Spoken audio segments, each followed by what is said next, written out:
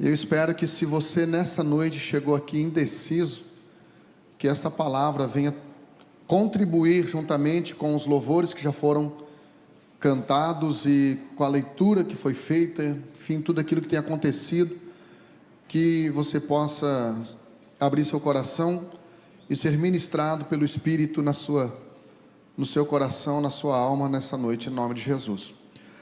1 Crônicas, capítulo 12, versículo 38, diz assim: todos esses homens de guerra, postos em ordem de batalha, vieram a Hebrom, com corações decididos, diga comigo, decididos. Ali na tela está coração inteiro, para constituírem a Davi rei sobre todo Israel, e também todo o restante de Israel tinha o mesmo coração para constituir a Davi rei. Levante a sua mão para cá, por favor, faz uma oração pela minha vida, me abençoa, que Deus venha falar conosco, por intermédio dessa palavra, e que eu não venha atrapalhar o que Deus quer ministrar no seu coração.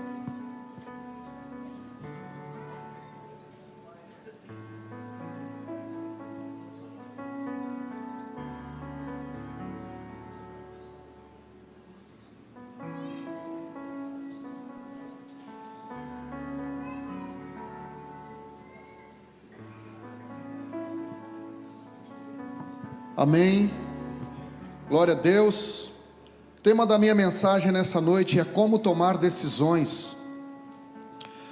Quando você lê esse contexto desse texto, você vê que o reino de Deus estava transicionando de um império que estava se tornando na liderança da pessoa do Saul, para um reino sendo liderado na pessoa de Davi. E nós sabemos que toda transição é desafiadora, toda mudança é desafiadora. Se você tem dificuldade de tomar decisões, se você tem dificuldade de mudanças, de entrar em novos ciclos, bem-vindo ao time, eu também tenho. E é bem verdade que há decisões que na verdade precisam realmente de critérios, há decisões que realmente precisam de cuidados, de conselhos. Então é muito difícil tomar decisões. Tem decisões que são corriqueiras, como que cor de sapato usar, que cor de blazer usar, mas tem decisões que realmente vão comprometer os resultados, vão comprometer o destino, vão comprometer algumas vezes até a eternidade. Então é sempre desafiador mudar, é sempre desafiador tomar decisões. Este, como já falei, era um momento desafiador, porque era um momento de transição. Deus havia chamado Saul em 1 Samuel capítulo 10. O profeta Samuel liberou que através do Espírito Santo que se apoderaria de Saul, Saul seria mudado em outro homem, Saul profetizaria e Saul se tornaria rei. E a mudança em outro homem não aconteceu. Saul começou bem, mas terminou mal. Começou no espírito, mas terminou na carne. Então agora Deus estava transicionando o reino de Saul para Davi. E esta galera desse texto aqui entendeu que chegou o momento de viver um novo ciclo. Chegou o momento de se conectar com uma pessoa que estivesse numa nova frequência, ou seja, na frequência do céu, na frequência do reino de Deus. Então, o novo é sempre assustador, o novo é sempre desafiador. E se você tem medo de mudanças, bem-vindo ao time, eu também tenho resistência. Só que isso não pode nos bloquear e não pode nos impedir de viver o sobrenatural de Deus, de viver o novo tempo, de viver um novo ciclo. Amém? É possível você se modernizar sem se mundanizar. A Bíblia diz em 1 Coríntios, no capítulo 5, versículo 17, que quem está em Cristo, Cristo rei, reino, quem está em Cristo é uma nova criatura. As coisas velhas são passadas, e eis que tudo se faz novo. Então decisões é importante. E eu falei de manhã sobre 6 coisas, 6 porquês que é tão difícil de algumas pessoas tomarem decisão. E se você quiser anotar, E eu falei de manhã que quem vem para uma reunião sem expectativa de anotar é porque não tem perspectiva de aprender. Então, se você puder anotar aí, todo smartphone tem ali um bloquinho de notas, tem um page aí, você pode, né? Se é Apple, tem um page aí, você pode fazer as suas anotações, porque é muito importante isso que eu vou estar falando, para que você tome decisões assertivas. Como tomar decisões. Mas antes de dissertar o texto, hoje eu vou mudar, vou inverter. Antes de dissertar o texto no final da mensagem, eu quero falar 6 razões, 6 motivos ou 6 desculpas por que algumas pessoas não tomam decisões. Então vamos lá. Por que algumas pessoas não tomam decisões? Primeira, porque decidem no momento errado. Para que a sua decisão seja assertiva, você precisa acertar o time, você precisa acertar o tempo. E existem 2 extremos que comprometem as nossas decisões. O primeiro extremo é a precocidade e o segundo extremo é a procrastinação. O primeiro extremo é você tomar uma decisão antes do tempo, e o segundo extremo é você deixar passar o tempo certo de você tomar a decisão. Se você tomar a decisão antes do tempo, você vai estar infringindo um processo, porque antes de Deus te dar prosperidade, Ele precisa te dar maturidade, para que essa prosperidade não sirva de casca de banana para a sua vida. Então existem muitas pessoas precoces. O reino de Deus não se move com meninos, com crianças. O reino de Deus se move com adultos, com filhos, com maturidade. Talvez você tenha um carro e você sabe que se você morrer hoje, os seus filhos serão herdeiros. Mas talvez você não deixe o seu filho dirigir o seu carro, porque ele não tem maioridade. Consequentemente, ele não tem maturidade. Consequentemente, ele não tem habilidade, porque ele não tem carteira de habilitação. Gálatas capítulo 4, versículo 1, a Bíblia diz que em todo o tempo em que o herdeiro é menino, ele não é tratado em nada diferente do escravo. Ainda que ele seja herdeiro, ele é tratado igual ao escravo, porque ele não pode acessar algumas coisas que pertencem ao seu pai, porque ele é menino. Deus não tem negócio com menino, Deus tem negócio com filhos maduros. Por isso a Bíblia diz em Isaías 9,6: um menino nasceu, mas foi o filho que deu. Um menino nasce, mas Deus usa na sua obra filhos. Por isso Gálatas 4,4 diz que, vindo a plenitude dos tempos, ou seja, vindo o tempo perfeito, Deus enviou o seu filho, não o menino. Então você precisa se tornar filho, você precisa ter maioridade, você precisa ter maturidade, para que você possa então tomar decisão, senão você vai tomar decisão antes do tempo. Existem pessoas que, quando decidem tomar a decisão, já passou o tempo. Sabe aquele marido que é um troglodita, um cavalo vestido de gente, e aí quando ele se sente ameaçado de perder, aí ele se torna um gentleman, ele se torna cavalheiro, ele se torna presente, aí ele para de jogar 5 vezes na semana, joga só 3, então ele começa a tomar alguns cuidados. Aquele empregado que chegava atrasado, queria sair cedo, não fazia serão, não dava o seu melhor, e quando ele se sente ameaçado, quando ele vê que a empresa começou a dispensar algumas pessoas, aí ele melhora.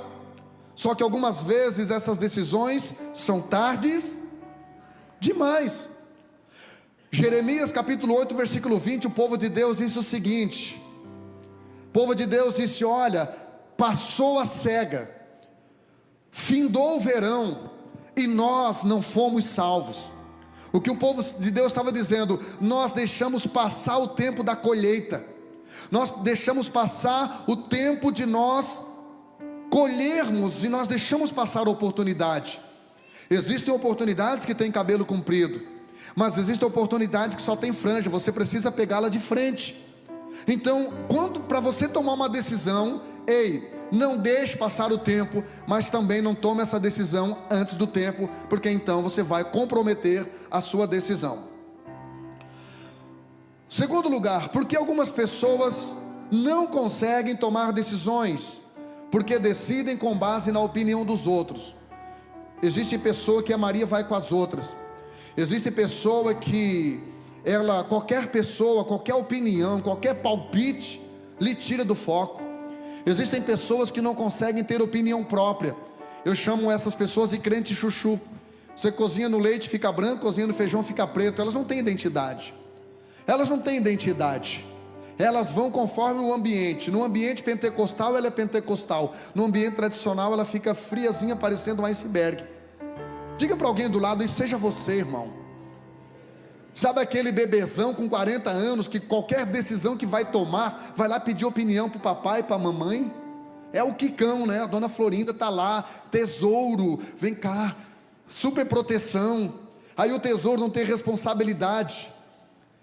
Eu não estou dizendo que você não tem que pedir um conselho, fazer um feedback com pessoas que têm know-how, com pessoas que têm experiência. Eu estou dizendo que você não pode basear as suas decisões na opinião de qualquer pessoa que chega na sua frente. Quem está me entendendo aqui, diga eu.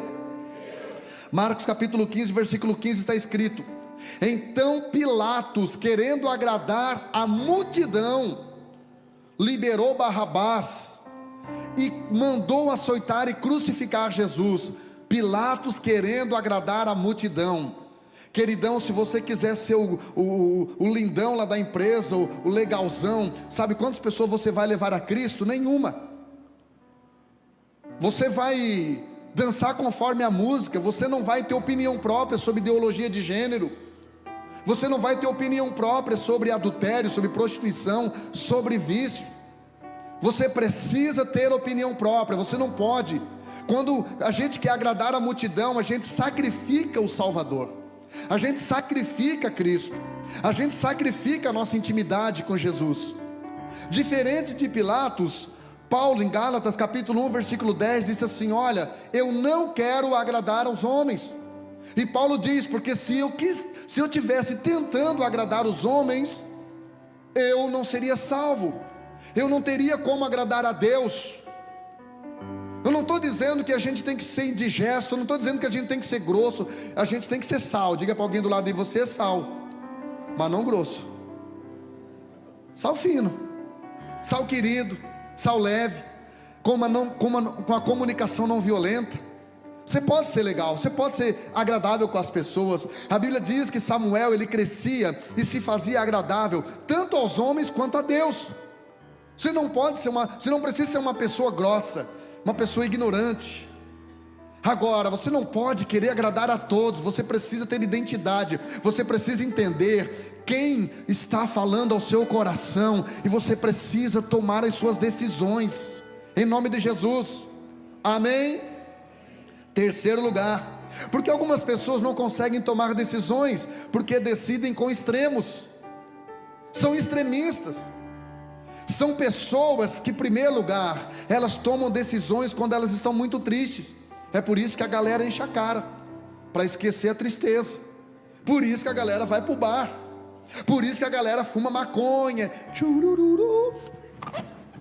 Por quê? Porque é a droguinha da paz. Não tome decisão quando você estiver triste demais. Não decida separar só porque tua mulher na noite anterior virou para o lado e dormiu, você acordou triste, desanimado. Não tome decisões quando você estiver triste demais. Sabe o que a Bíblia diz? A Bíblia diz em 2 Coríntios 7,10 que a tristeza segundo o mundo opera a morte. Quando você toma uma decisão usando os parâmetros do mundo em detrimento da sua tristeza momentânea, você mata alguns sonhos de Deus na sua vida, você mata algumas oportunidades, você mata algumas promessas. Então, quando você estiver muito triste, não decida, não tome decisão nenhuma. Segundo lugar, não tome decisão quando você estiver muito feliz. Pastor, hoje eu estou feliz demais, se alguém me pedir 100 eu dou 1000. Tome cuidado. Eu falei de manhã que num dia do meu aniversário, o irmão estava feliz demais aqui na igreja.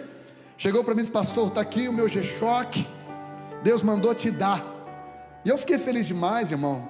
Só que na outra semana ele foi lá em casa e disse: pastor, me arrependi. Eu gostava tanto desse relógio, eu me empolguei, eu disse: não, irmão, tudo certo, pega o relógio. Ele foi para casa, o Espírito Santo começou a falar no coração dele. Ele voltou: no pastor, está aqui o relógio, eu não consigo mais usar, Deus mandou te dar. E eu acabei ficando com o relógio, usei por um tempo, e depois eu ofertei ele quando eu fui palestrar lá no Rio de Janeiro. Mas o que eu estou falando isso, quando você estiver felizinho demais, irmão, não se empolgue. Não faça promessas para Deus. Não tome decisões só por empolgação, porque você está feliz demais. A maioria das pessoas que erram feio é porque elas tomam decisões quando estão eufóricas. Sabe aquela pessoa que ela vai da melancolia para a euforia, e da euforia para a melancolia em frações de segundos? Pessoas bipolares. Não tome decisão quando você estiver feliz demais. Não se empolgue. Decisão a gente não pode tomar por empolgação. Decisão a gente precisa tomar por convicção, por direção, por você saber que você está fazendo aquilo que Deus gostaria que você fizesse. Quem está me entendendo aqui? Parece que no escurinho assim vocês ficaram um pouquinho mais calados. Terceiro extremo: não tome decisão quando você estiver com raiva demais, irado demais. Pense um pouquinho, respira fundo, conta de 1 a 7, no trânsito principalmente, em casa principalmente. Quando esse marido que fez, parece que ele foi lá no inferno e fez um curso, como tirar a mulher do sério, e ele vem, e assim, ele já começa dando spoiler na segunda-feira, chega na sexta você já está querendo estrangular ele. Então, e a mesma coisa, tem mulheres também que são uma bênção, em nome dele Padre, e do Espírito Santo. Que Deus te leve em paz, para você deixar em paz quem fica. Quando você estiver com muita raiva, não tome decisões. Benjamin Franklin disse uma frase que eu gosto muito, que diz assim: tudo que começa com raiva termina com vergonha, termina com arrependimento. Então quando você estiver com muita raiva, vai orar. Ora a Deus, peça para Deus não te dar força, porque senão você mata, mas peça para Deus te dar paciência, te dar amor, te dar benignidade, e então você não vai se arrepender das suas decisões, porque você não vai tomar decisões extremas. Quarto lugar, porque algumas pessoas não conseguem tomar decisões, pastor, porque são indecisas, são em cima do muro, não sabem o que quer da vida, não tem clareza nem certeza daquilo que querem. Estou orando: Deus, eu quero um carrinho, Deus, qualquer carrinho, Pai, nem que seja para expulsar o capeta do carburador todo dia de manhã, mas eu quero um carrinho. Depois se arrepende, porque quando a gente não tem nada, qualquer coisa nos agrada, mas daí a gente começa a ter algumas coisinhas assim, a gente está muito feliz, até encostar o outro do lado. Encosta o outro do lado, você já começa a ficar agoniadinho. Aí Deus me diz: mas foi você que pediu. Então, irmão, pelo amor de Deus, dá o mesmo trabalho você pedir qualquer coisa e você pedir algo de maneira intencional e específica. Pastor, Senhor, eu quero casado. Eu disse: fechou. Mas você não explica que tipo de homem você quer, que tipo de mulher você quer. Agora tem que estar congruente, porque tem pessoa que está nesse nível aqui e quer, tem gente que é feio, pobre, e quer mulher no padrão Gisele Bündchen. Querido, ei, querida, se mova na sua realidade. Amém? Para depois não ficar com ciúme. Onde é que você vai? Vou na padaria, posso? Ah, tá. Se mova na sua realidade. Peça para Deus com clareza. Não seja indeciso. Tiago falou no capítulo 1, versículos 6 a 8. Ele diz o seguinte: peça porém com fé. Diga comigo: certeza. Porque a fé é o firme fundamento daquilo que eu não vejo, e a certeza, fé é certeza. Peça porém com fé, em nada duvidando, pois o que duvida é semelhante à onda do mar, impelida e agitada pelo vento. Versículo 7, que uma pessoa dessas não pense que alcançará do Senhor alguma coisa. Ei, Deus não dá nada para indecisos, Deus não dá nada para gente que não sabe o que quer, Deus não leva ninguém aonde não sabe onde quer chegar. Onde você quer chegar, irmão? O que você quer ter de verdade? Quem você quer ser? E que prazo você quer ter? E que preço você está disposto a pagar? É com base nessas respostas que você formula as suas decisões. Amém? Porque Deus é específico. Marcos capítulo 10, Jesus chega para um cego e pergunta: o que tu quer que eu te faça? Olha, não parece óbvio, não parece lógico, só que Bartimeu precisava de muita coisa. Ele era mendigo, precisava de dinheiro. Ele precisava de um cão-guia, ele era cego. Ele precisava de uma bengala, porque ele também era ceguinho. Mas Jesus queria que ele fosse específico. Vamos voltar a Tiago no capítulo 6, versículo 8, que diz: sendo indecisa esta pessoa e inconstante em todos os seus caminhos. Toda pessoa indecisa é inconstante. Hoje ela quer uma coisa, amanhã ela quer outra. Você precisa ser uma pessoa decidida. Escolha o que você quer viver em Deus. Escolha o que você quer ser em Deus. Escolha onde você quer chegar em Deus.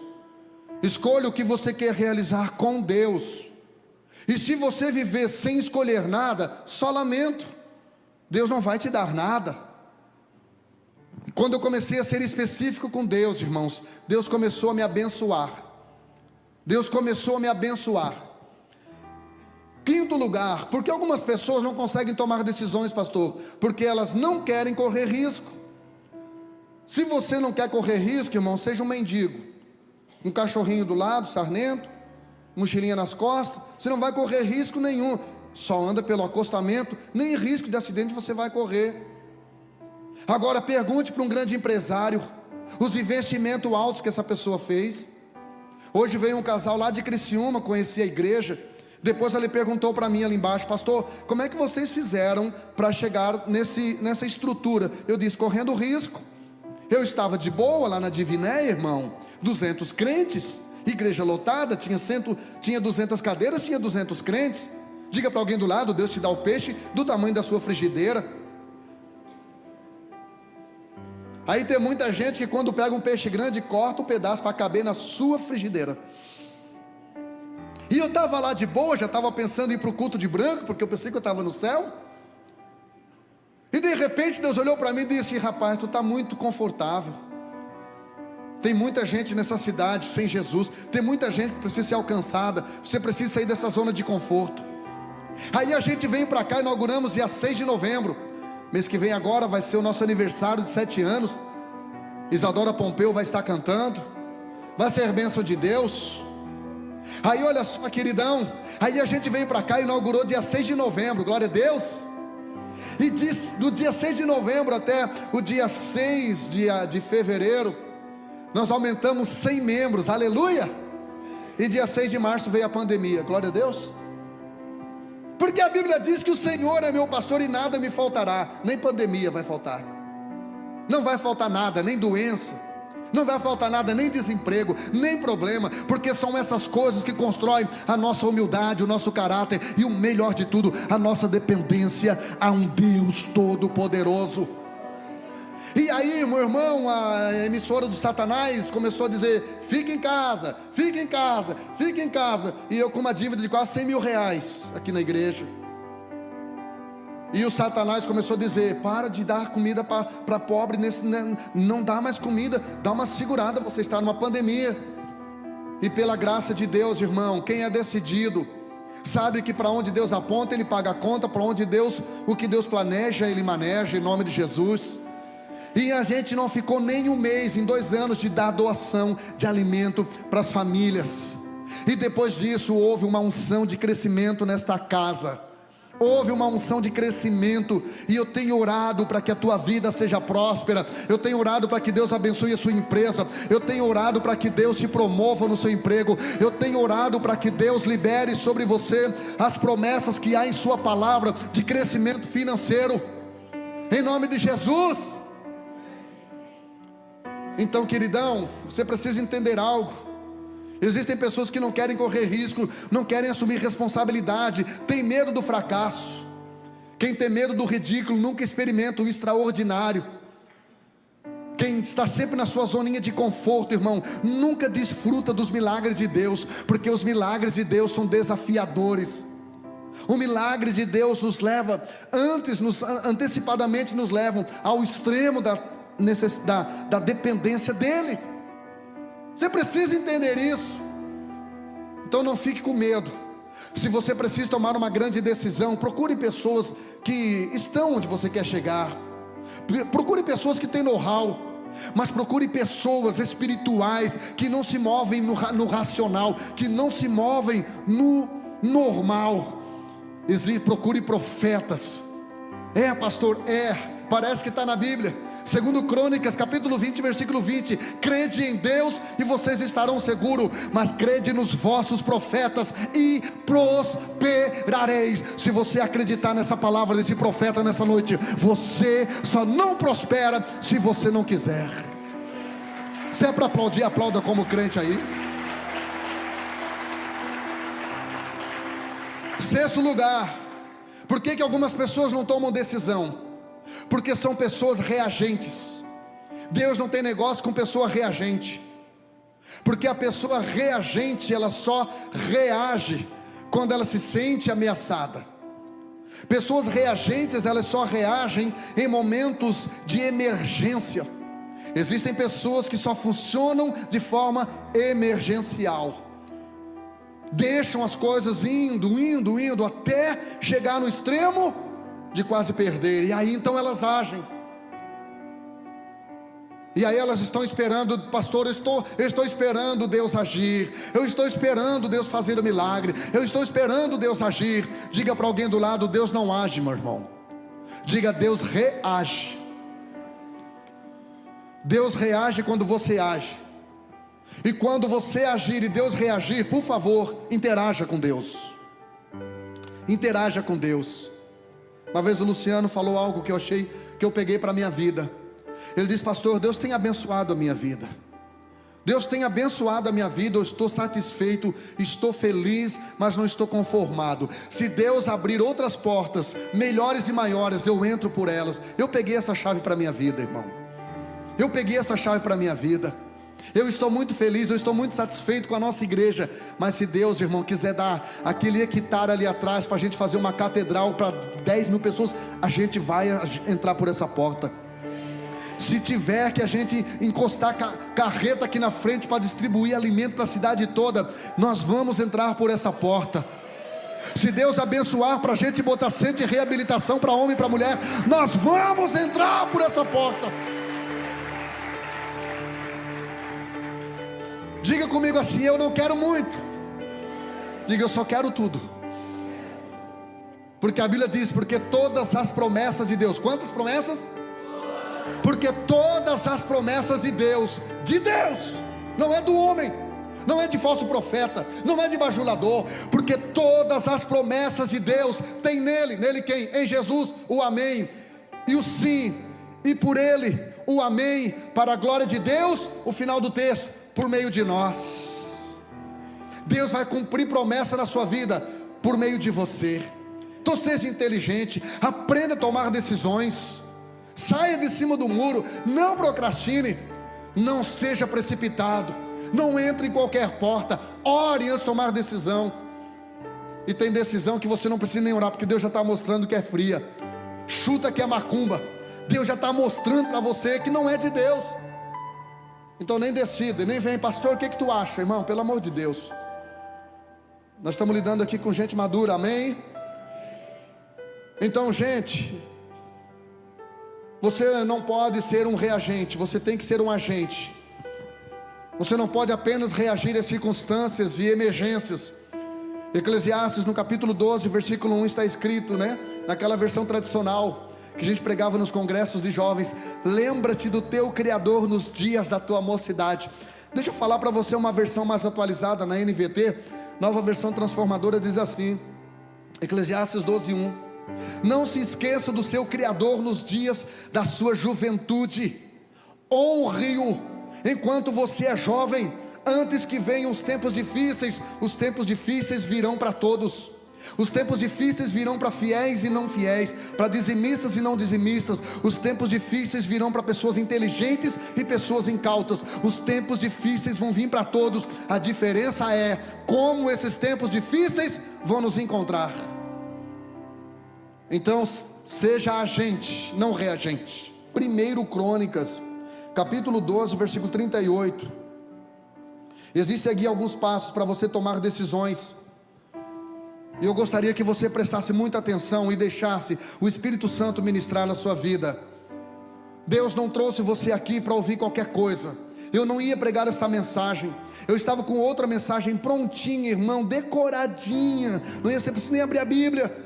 E quando eu levantei hoje de madrugada, eu disse: prega essa palavra aqui, porque a minha igreja precisa aprender a tomar decisões. O texto começa dizendo que todos os homens de guerra, diga comigo, decisões exigem postura de guerra. Você não está no playground, você não está no jardim de infância, você está numa arena. Você é um gladiador de Deus. Deus te chamou para guerrear. Quando Paulo estava findando o seu ministério, ele disse: eu combati o bom combate. No momento em que você resolve entregar a sua vida a Jesus, você pula para dentro de uma luta maniqueísta entre o bem e o mal, entre as trevas e a luz, entre o mundo e a igreja, entre os anjos e demônios, entre o espírito e a sua carne. Pastor, como é que eu faço para vencer? Irmão, se você não quer seguir a Bíblia, siga o exemplo do Tony Stark. Alguém aqui já viu Homem de Ferro? Não? Meu Deus do céu, você não sabe ser feliz. Já assistiu? Iron Man, Homem de Ferro. Alguém já assistiu, irmão? Para de brincadeira, não me assusta. Então, esse Homem de Ferro, ele é muito poderoso, amém? Não, não é. É a armadura dele que solta raios. É a armadura dele que faz ele voar. Quando ele tira a roupa, ele é só um playboy com uma doencinha no peito, um probleminha no peito. Diga para alguém do lado: você sem Jesus, irmão, é só um crente bonitinho de domingo à noite, é só um playboyzinho, é só um derrotado. Agora, quando você se reveste da armadura de Deus, você é inderrotável. Eu inventei essa palavra, parece que está na Bíblia. Efésios capítulo 6, versículo 11: revesti-vos de toda a armadura de Deus, para que possais resistir contra as astutas ciladas do diabo. Você por você não consegue vencer nem você. Você por você não consegue vencer o diabo. Você por você não consegue vender um anjo, o demônio mais pé de chinelo que tem no inferno. Agora você é revestido, o diabo vem com a sua seta, o diabo vem com a sua seta, vem com seu dardo de derrota, de incredulidade, de medo, de depressão, de ansiedade. Só que a seta vem, bate e cai no chão, bate e cai no chão, porque você está revestido pela presença de Deus. Você tem uma armadura espiritual, e é essa armadura que faz você ficar firme, mesmo enfrentando lutas. O diabo fica olhando para você e pensando: essa ele não aguenta. Não, ele não aguentaria mesmo, mas não vai chegar nele. Ele está revestido. Em nome de Jesus. Homens de guerra, tenha postura de homem de guerra, irmão. Você está na guerra. Segundo, postos em ordem de batalha. Diga comigo: decisões exigem organização, exige ordem. Tem crente, irmão, que acha que o mundo espiritual tem que ser bagunçado. Pregador espiritual tem que ser esquisito. Culto bom é o culto desorganizado. Não, irmão, Deus é organizado. Eu citei para você Gálatas 4:4. Vindo a plenitude dos tempos, Deus enviou Jesus. Antes de Deus enviar Jesus, usou os gregos para estabelecer uma só língua, o grego koiné, para todo mundo falar a mesma linguagem e facilitar na evangelização. Ele usou os romanos para instituir a Pax Romana, a paz através da espada, mas existia uma liberdade de culto. Deus usou aquela família de Macabeus por 100 anos do período interbíblico para continuarem com o Velho Testamento intacto. Deus é organizado. Deus está organizando tudo, irmão. É por isso que enquanto você não deixar Ele organizar essa bagunça da sua vida, existem promessas que não vão se cumprir na sua vida. Agora deixa Deus organizar essa bagunça. Deixa a palavra de Deus ministrar o seu coração, em nome de Jesus. 1 Coríntios 14:33 diz: pois Deus não é Deus de desordem. É por isso que eu não gosto de culto com desordem. O culto tem que ter ordem. E aí no versículo 40 Paulo diz: mas tudo deve ser feito com decência e ordem. Culto tem que ter decência, culto tem que ter ordem. Tudo aquilo que é para Deus, as nossas decisões tem que ser com excelência, com decência e com ordem. Aleluia, glória a Jesus. O texto continua dizendo: postos em ordem de batalha, vieram a Hebrom. Diga comigo, decisões exigem lugares inspiradores. Eles vieram para o lugar certo, Hebrom. Foi aqui que, quando em Gênesis 13, quando Ló se separa de Abraão, Deus levanta um altar em Hebrom. Foi nesse Hebrom, irmão, foi nesse Hebrom que Deus disse para os sacerdotes estarem ali adorando a Ele. Foi nesse Hebrom que Deus instituiu como cidade de refúgio. Pastor, o que é cidade de refúgio? Era uma cidade que, quando alguém fazia alguma coisa errada, antes que o homicida o matasse, ele corria para essa cidade e ficava protegido. O Hebrom representa a casa de Deus. Decisões exigem lugares inspiradores. Se você está num ambiente castrador, se você está num ambiente opressor, se você está num ambiente desanimador, esse ambiente vai influenciar as suas decisões. Então, frequente ambientes proféticos, frequente ambientes onde você é confrontado, mas você é direcionado pelo propósito de Deus. Não busque lugar onde você é bajuladinho, onde você recebe um carguinho, onde você tem um títulozinho, porque isso está sabotando o propósito maior que Deus tem na sua vida. Procure frequentar ambientes inspiradores. E a Bíblia diz então que eles vieram a Hebrom com corações decididos para constituírem Davi rei sobre Israel. Diga comigo, Davi. Diga, decisões exigem. Só aqui decisões exigem. Só ali diz, líderes inspiradores. Porque não adianta você estar num lugar inspirador que não tem um líder inspirador. O líder precisa ser inspirador. O líder não tem que ser ele não tem que ser motivacional, mas ele tem que ser ativacional. O líder, aquela pessoa que você está caminhando, aquela pessoa que você está seguindo, tem que servir de modelo para você. Então a Bíblia diz que eles vieram a Davi. Eles disseram, olha, passou o tempo de Saul, nós vamos transicionar da liderança de Saul para a liderança de Davi. Pastor, quem era Davi? Davi é só o nome mais citado da Bíblia, 1140 vezes. O nome Davi no hebraico quer dizer amado. Davi é mais citado que o nome de Jesus. Davi é a única pessoa da Bíblia que a Bíblia diz que era um homem segundo o coração de Deus. Será que é porque Davi nunca pecava? Não, irmão. A diferença entre Davi e Saul é que quando Saul pecava, ele argumentava. Agora, quando Davi pecava, ele se arrependia. Enquanto Saul era bom de argumento, Davi era bom de arrependimento. Você está me entendendo aqui? Por isso a Bíblia diz que eles foram para Davi. Quem está liderando a sua vida, irmão?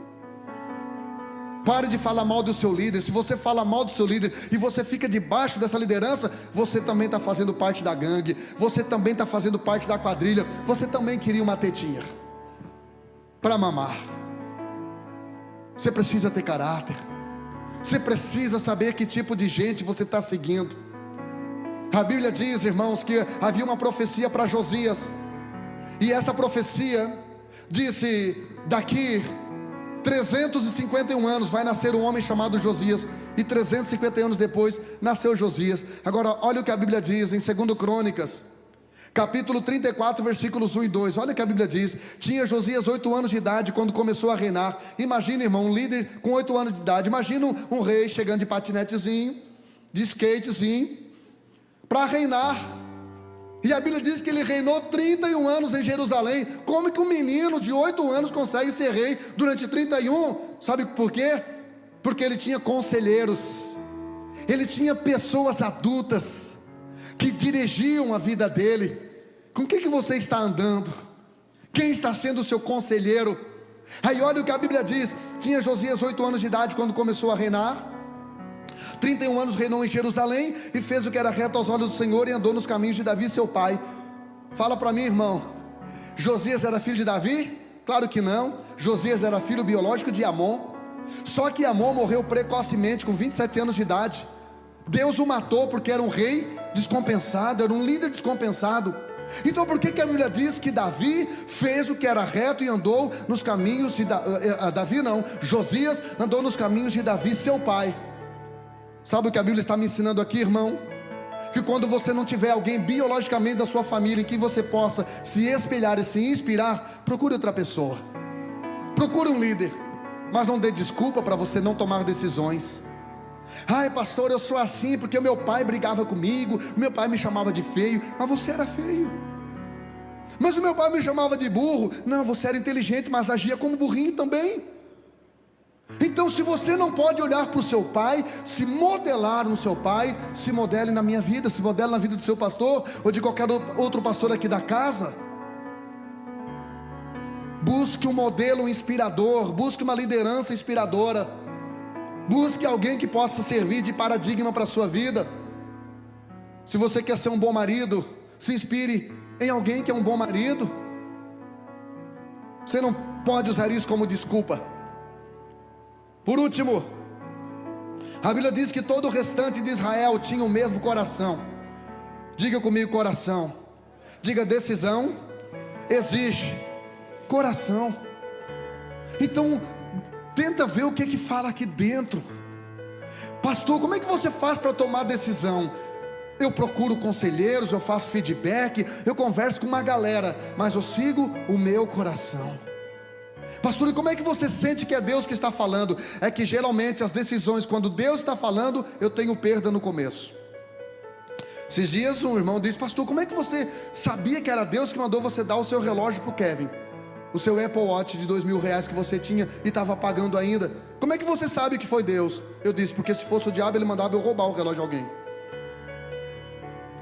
Ai, pastor, eu estou sentindo de dar uma oferta para o terreno, mas eu não sei se é de Deus. Irmão, do Satanás, é o Satanás dizendo para você roubar o terreno de alguém. As escolhas de Deus, a direção de Deus sempre começa com a nossa perda.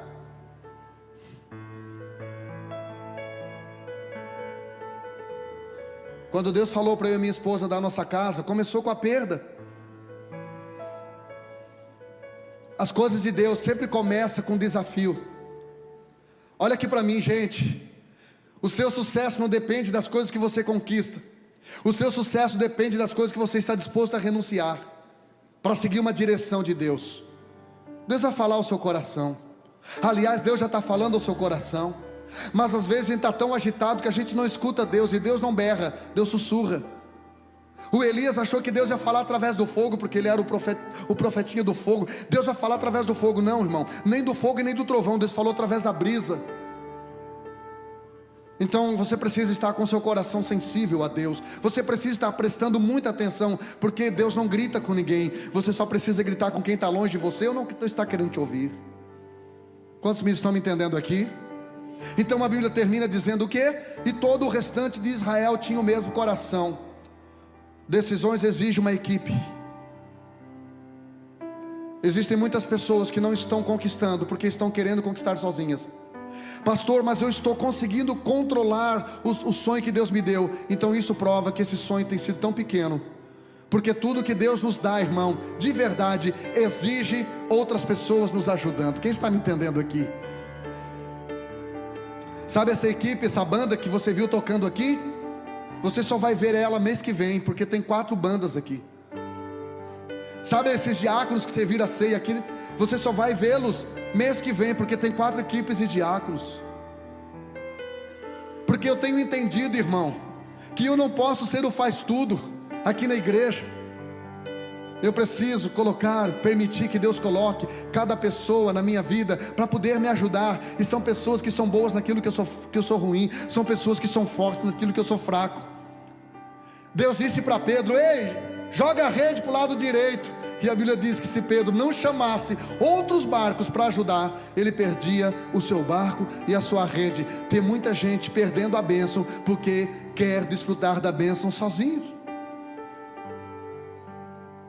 Você precisa de alguém. Você precisa de pessoas. Você só depende de Deus, mas você precisa de pessoas.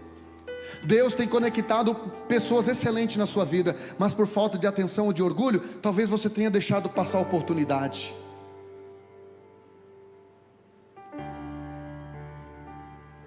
Deus tem conectado você com pessoas que têm o que você não tem, que sabem o que você não sabe. Então seja humilde. Seja humilde, aceite ajuda. Aceite ajuda. Você já tem tentado conseguir sozinho, não tem dado certo.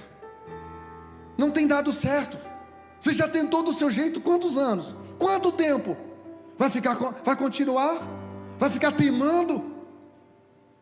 Você precisa se unir a uma equipe. Até o Messi, para ser o Messi, precisa de um time. Você precisa de uma igreja. Você precisa de um povo doido, de um pastor maluco, que levanta na madrugada, que fica vários dias sem comer, só tomando água, porque acredita nas promessas de Deus, e sabe que Deus vai ouvir a minha oração, e abençoar esta igreja. Pastor, eu quero avivamento. Pare de buscar esse avivamento sozinho. A Bíblia diz em Atos 2:1, e cumprindo-se o dia de Pentecostes, estavam todos reunidos no mesmo lugar. Tudo que Deus vai fazer na nossa vida é de forma coletiva. Peça ajuda, tome decisão. Eu quero chamar a banda aqui. A gente vai cantar o Galileu, e eu quero que você fique em pé em nome de Jesus.